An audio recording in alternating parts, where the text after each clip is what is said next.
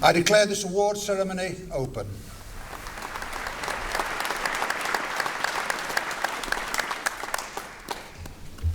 Very smooth. Chancellor, it was unanimously resolved by the Senate and the Council of the University to confer the honorary degree of Doctor of Letters upon Matt Lamb. Dr. Fiona Macaulay requests leave to present the candidate. Chancellor, I am pleased to present to you for the award of Honorary Doctorate of Letters at the University of Bradford, Matt Lamb, artist and peace activist. Most of us aspire to one stellar achievement in our lives. Matt has made several outstanding contributions, all of them marked by deep compassion for the human condition and the ability to think big and bold. Matthew James Lamb was born on the 7th of April 1932 into a Catholic Irish-American family that ran one of the largest undertakers in Chicago. Dyslexic, he scraped through high school graduation, attended mortuary school, took management classes, and, with his brother, transformed the family business into a multi-million-dollar concern. Success brought wealth and social status as he and his wife, his childhood sweetheart and constant support, Rose, became stars in Chicago's political and cultural firmament. But Matt Lamb's life changed forever in 1980 when he found himself diagnosed with 3 life-threatening illnesses centered on his liver. Perhaps no coincidence, as he was then recovering from the alcoholism brought on by stress and overwork. He vowed to Rose that if he pulled through, he would give up his businesses to paint full-time. To her astonishment, he did both. He sold his businesses and in 1984 began to paint obsessively and prolifically.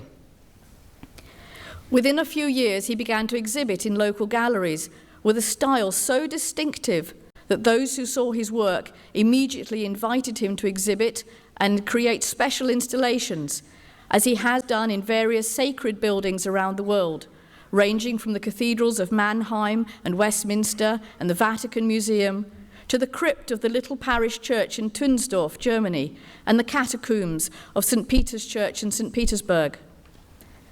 Whilst he has exhibited in museums, private galleries, and government buildings around the world, he has a special affinity with modern European, especially Spanish artists, and has worked closely with the artistic foundations representing the legacies of Marc Chagall, Juan Miró, Pablo Picasso, and Salvador Dali, exhibiting his own response alongside their art.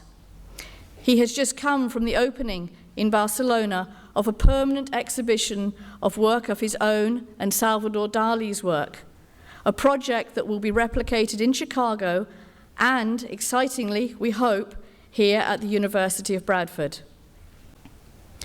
Matt Lamb is a self-taught artist, which has freed him from artistic conventions, most evident in the way in which he prepares his canvases, dipping them in an industrial mix of gesso, concrete, turpentine, and paints that are deemed to be mutually incompatible. They take over a year to dry and acquire a unique depth and texture. In the early days, Matt tried all kinds of unconventional techniques, from burying his canvases in sand to driving over them with trucks and attacking them with blowtorches. However, his untutored style, combined with his commercial success, has defied categorization, a problem only for those critics who like their artists pigeonholed. Could he really be termed an outsider to the art world, an artistic ingénu?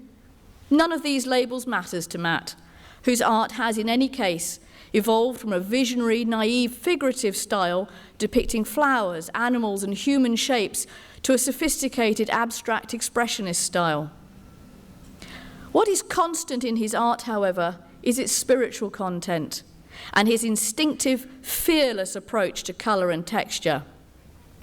Much of his work features what he calls spirits, insistent presences that populate his imagination and his canvases. Like Matt, they can be playful, earthy, and joyful, yet they also represent eternal themes, such as the struggle between life and death. And ease with mortality reflects, of course, his previous life as a funeral director. Fertility and gestation are common tropes in his work, evident both figuratively and in his protracted generational technique with which he builds up and often then destroys layers not just of paint but also of images on his canvases. Matt is no cryptic artist who leaves the exegesis of his work in the eyes of the beholder. He is voluble about his paintings, whose message of a shared human spirituality that transcends religious and social differences, and of hope for a more peaceful world, he wants to reach the largest possible